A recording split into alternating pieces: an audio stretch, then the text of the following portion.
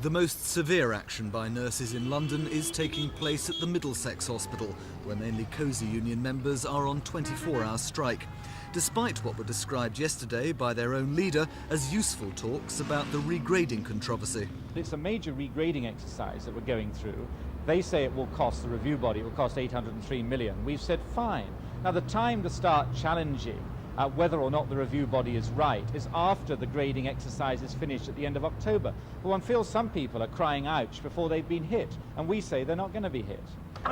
But COSY say today's strike action is not directly about regrading, but about how the new deal is to be funded. London Health Emergency, a watchdog group funded by Labour boroughs, say the £803 million allocated to fund the nurses' pay rise falls far short of what's needed. And they claim health authorities will have to downgrade staff and even close wards if the projected salary bill is to be met. The strikes are preventative medicine. If we wait until then, wards will already have closed, beds will have already have closed, nurses will have already had their pay cuts. We can't wait until October.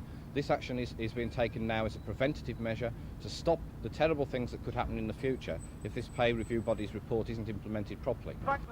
On the picket lines today, it was clear that there is deep distrust about government plans. Because after our past experience, we don't have that much faith in negotiations.